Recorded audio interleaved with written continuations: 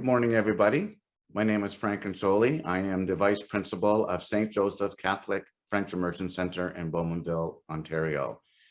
The title of my presentation is A Mother's Gift of Empathy, Connections to Catholic School Improvement. My mother had an immense gift of empathy. She was able to be present, had a high ability to show compassion. She could connect, and she had an amazing ability to care. How did she do this? She did this by identifying with others, being sensitive to others, and understanding how others would feel. And in doing so, many people informed me that my mother always would be able to offer them hope. The power of empathy. It's in each of us to give. When we offer empathy to others, it is a moment of change, and that's because it is transformational. It manifests as the reader comes to know they are not alone. In doing so, this activates student agency, and by doing so, we offer students hope. So I come today with the guiding question, what can we do to optimize our current practices in addressing and activating student development of empathy? Empathy is going to be essential as we navigate COVID. Quality learning looks to connect, cultivate, and build on our students' sense of purpose to contribute to a better world for themselves and others.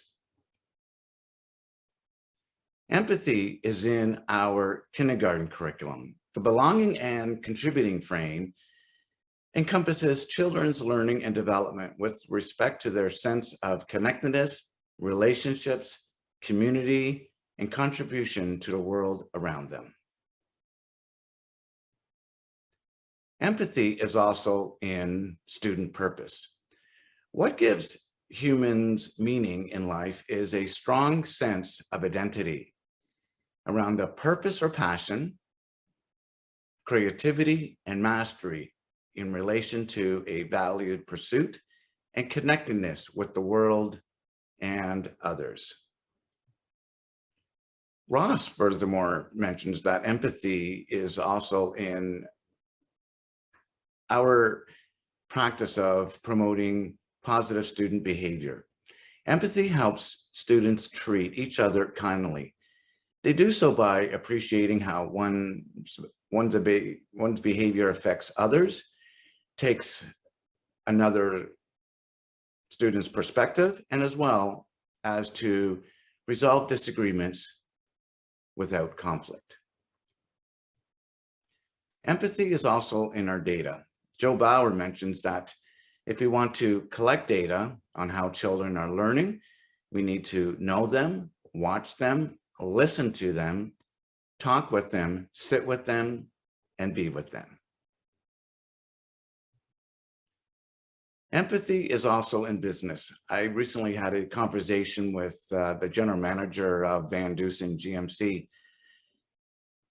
Buick and Chevrolet. It's an auto dealership in Ajax, Ontario. And I asked Chris about empathy in business, and he states that we are in the people business. I go to work every day to inspire our team to be better. That way, tomorrow will be better than yesterday, next month, better than last month, and this year, better than last year.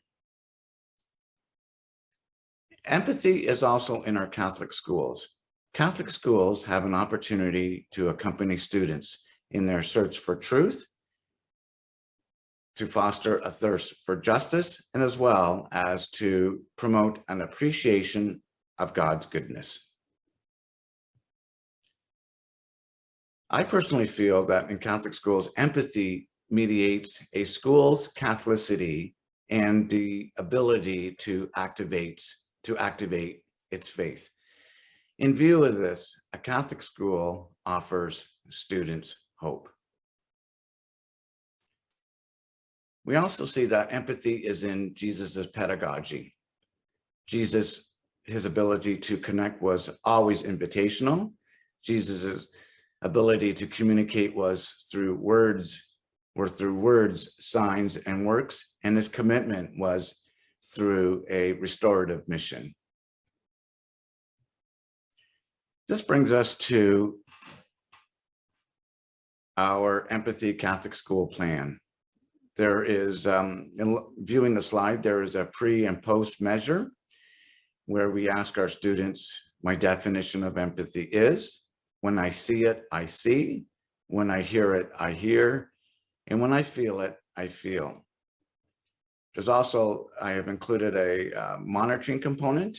Where are we today? Where do you want to be? And how will we know? And this centers around the actual empathy project, which is a student-led inquiry whereby we can follow up with a student expo. We begin by introducing the students to empathy through numeracy and literacy lenses, and then take their focus into deeper learning or a Genius Hour student-led inquiry. With regards to the pre and post measure, I have a graphic organizer that I've included here that I have used. Recently, this past year, I've worked with 3 classes, worked with a grade 3-4 class, 5-6 class, and a grade 6 class. We began our project with the pre and post measure, and I asked them, what do you feel? What do you think empathy is? What's it like when you see it, when you hear it, and what's it like when you feel it? With regards to the monitoring component, where are we today? This here was when we work with teachers of our grade partners and teachers in our division. What student needs stand out to you and your grade partners? Then our second part in the monitoring phase is, where do you want to be? Which one of the learning skills will you and your grade partner focus on? And finally, how will we know? What did we learn about our students? Who learned well? Who struggled? What skills most enabled students? What do staff need to learn? With regards to the empathy project, the student-led inquiry, human beings have an immense sense of curiosity, creativity, and critical thinking. The students in our school, they come to us and they are curious and ask questions. They wonder about big ideas. In doing so, they become engaged in their learning. Engagement activates empathy. And when we do so, this offers students hope. So with regards to the student-led inquiry, we can introduce students to empathy through a numeracy and literacy lenses.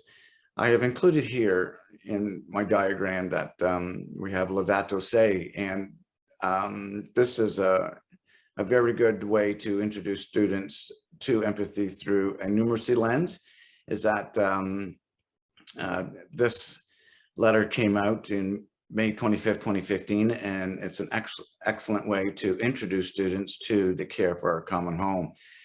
This connects directly with the United Nations Sustainable Development Goals, and I've included here school resources that will allow educators to create learning for their students to find out about empathy through a numeracy lens. With regards to literacy, I've included here 3 resources. The middle one, titled God's Dream, that's the book that I used this year. It is a read aloud, and if I must say that it worked very, very successfully. So as we continue with regards to our empathy project and student-led inquiry, empathy in numeracy and literacy. I have here a series of questions. These are the questions that I asked the students when I read them to read aloud God's Dreams. Um, After I read the text, we talked about the facts and the 5 W's. That's in the C and No heading. And then we talked about what are some questions that will help us learn about the situation. We then proceeded to thinking inquiry. What do the facts mean? How are we connected? I have here some deeper questions. Who was affected? How? Why? What are the lived experiences in the text? What's present and what's missing? Furthermore, in the judge and be phase, what do the facts mean in light of our faith? What do our community, church, and scriptures say? Is it good? Is it fair? Is it right? Is it just? And these are morality questions. With regards to philosophy, is it true? We can use texts that are based in art as well. Is it beautiful? And as well, what we can do is ask questions through a STEM lens, and do I understand? But the most important part is activating our students' empathy. And I asked them, what are we going to do? How are we going to act? What will I do to activate my empathy? What will I do to activate the Ontario Catholic School graduate expectations? What are my actions in light of my faith? What will be the impact of my actions?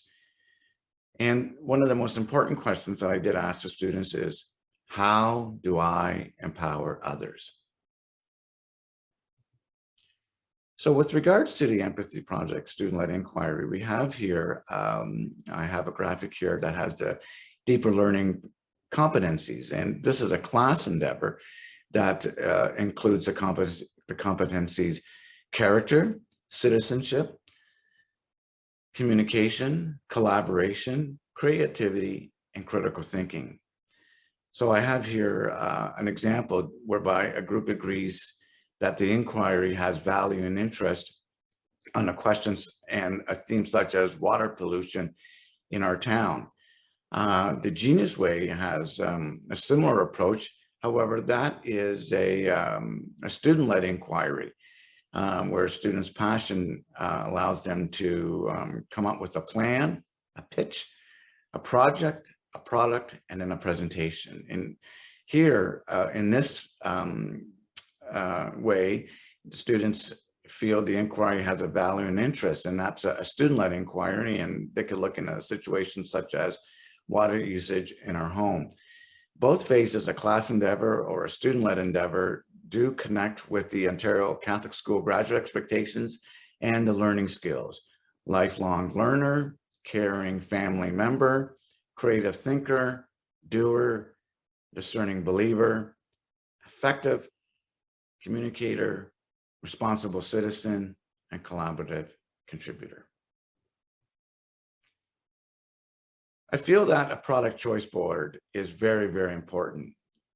I think that in order to move students forward through an empathy lens, that they need to have the opportunity to decide on their topic as well, and their product as well. I feel that a product choice board personalizes learning. It differentiates projects, engages learning. However, most important is that it grows student innovation, student voice, and student legacy. I have here some examples: a TED Talk. They could create their own movie, a model, a children's book, a slideshow, as well as a poster, which includes some examples such as pictures, charts, and graphs, and as well, their own choice as well. At the end, the plan incorporates an empathy expo, whereby the students share their discoveries to improve the lives of others. Students can be glad in their work as their work is welcomed by others. And in doing so, this offers students hope. Here are some artifacts with regards to the experience that I had in our grade 6 classroom. As you can see, students really put their art in action and did a fantastic job in creating awareness of empathy through a poster. Our testimonials, the teachers, they mentioned to me that I have noticed a change in my students as they built better relationships with their peers. Another teacher mentioned to me that teaching empathy helped my students build positivity within the classroom and school. And finally, our other teacher mentioned that my students have learned to reflect about how others feel, how they can offer help to their peers. Our students as well, they have mentioned that empathy and treat others the way you want to be treated all go together. If everyone went by this rule, then we would be all friends. I have learned to be a better classmate. If someone needs help, I will help them. I don't want to see anyone sad. And finally, the student mentioned that this gives me the courage to do more and feel happy. When I am happy, I try to encourage other people to be happy. I also had the opportunity to take empathy into our fundraising with our Catholic School Council. During one of our meetings, I presented our fundraising through our empathy lens, and I asked the parents, who is our neighbor? St. Joseph Catholic Friends Immersion Center, we have the glorious opportunity to be next door neighbors with our parish church, excuse me, St. Joseph's Church. And we actually share the parking lot. And I asked the parents, who is our neighbor?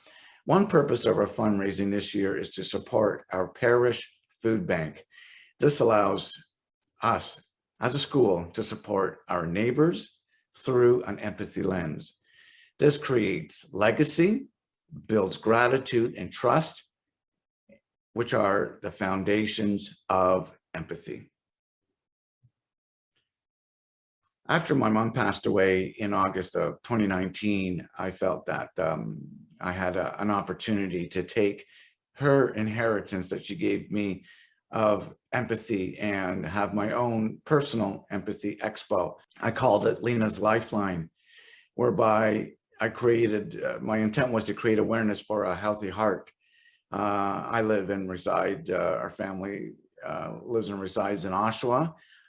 This past summer, I rode from Oshawa to Niagara Falls, Kingston, and Wasaga Beach.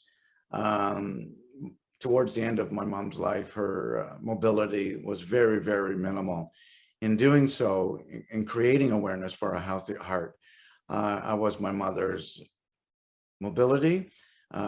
She had a hard time speaking English. I was her voice, and I continued her gift of empathy by creating an awareness for a healthy heart through these 3 rides.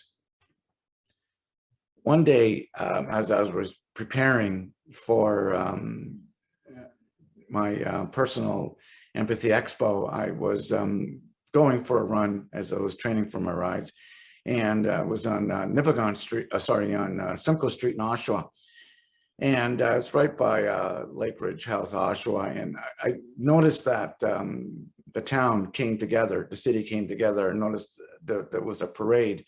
And I have here an image of the parade of residents, first responders driving into one hospital court and thanking our first responders. And I'm going to see if this works here.